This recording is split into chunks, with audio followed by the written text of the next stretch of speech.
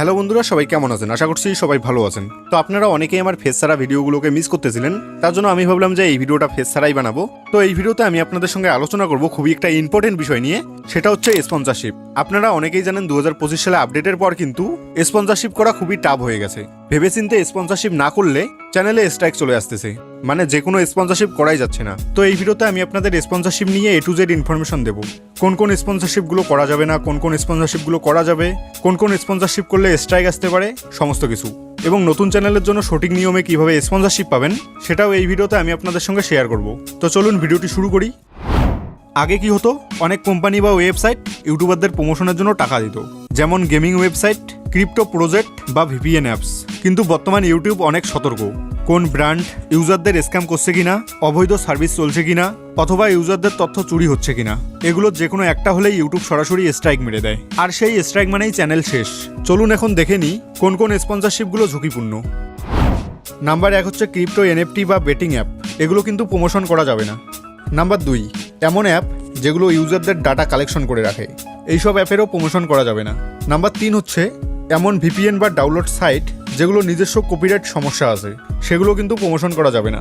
এবং নাম্বার 4, যেটা সবাই করে থাকে, সেটা হচ্ছে ফ্রি মানি বা ইনভেস্ট করলেই ডাবল টাকা। এই টাইপের কোম্পানি কিন্তু প্রমোশন করা যাবে না। এগুলো থেকে দূরে থাকতে হবে, কারণ এগুলোর 90% ইউটিউব পলিসির বাইরে। তো আপনারা বুঝতে পারলেন কোন কোন স্পন্সরশিপগুলো করা যাবে না। এখন আমি আপনাদের সঙ্গে শেয়ার করব কোন কোন স্পন্সরশিপগুলো করা যাবে। 1 হচ্ছে ট্রাস্টেড ব্র্যান্ড, যেমন VPN কোম্পানি যারা ইউটিউবের সাথে পার্টনারশিপে আছে। 2 হচ্ছে সফটওয়্যার, হোটিং, ডিজিটাল টুলস, এগুলোর স্পন্সরশিপ করা যাবে। 3 হচ্ছে অনলাইন কোর্স বা এডুকেশনাল ব্র্যান্ড। 4 হচ্ছে ফিজিক্যাল প্রোডাক্ট, যেমন কোনো প্রোডাক্টের স্পন্সরশিপ, সেটা মোবাইলও হতে পারে, যে কোনো জিনিস হতে পারে। প্রোডাক্টের স্পন্সরশিপ কিন্তু একদম নিরাপদ। আপনি চাইলে কিন্তু যে কোনো শপেরও স্পন্সরশিপ করতে পারেন। ধরুন কোথাও একটা দোকান ওপেন হচ্ছে, আপনাকে সেখান থেকে ডাকলো, সেই স্পন্সরশিপগুলো কিন্তু একদমই নিরাপদ। সেই স্পন্সরশিপগুলো কিন্তু আপনি নির্ভয়ে করতে পারেন। এগুলো প্রমোট করলে কোনো সমস্যা হয় না, বরং ইউটিউবও পজিটিভলি দেখে। তো এখন যেই বিষয়টা নিয়ে আলোচনা করব সেটা কিন্তু খুবই একটা ইম্পর্টেন্ট বিষয়। কিভাবে বুঝবেন স্পন্সরশিপটি সঠিক কিনা? আপনি যদি নতুন ইউটিউবার হন তাহলে স্পন্সরশিপ পেলে আগে গুগলে ব্র্যান্ড নাম সার্চ করে দেখো, ওদের অফিসিয়াল ওয়েবসাইট আছে কিনা। আরও ভালো হয় যদি আপনি ইমেল চেক করেন, তারা ইউটিউবের কোনো নীতিমালা ভায়োলেট করছে কিনা। আর হ্যাঁ, স্পন্সর ভিডিও বানালে অবশ্যই হিজ ভিডিও স্পন্সর্ড বাই বলে ডিসক্লেমার দিয়ে দিও, এটা ইউটিউবের রুল। আশা করি বুঝতে পেরেছেন। এখন আমি আপনাদের সঙ্গে আলোচনা করব স্পন্সরশিপ কিভাবে পাওয়া যায়, স্পন্সরশিপ পাওয়ার সঠিক নিয়মটা কি।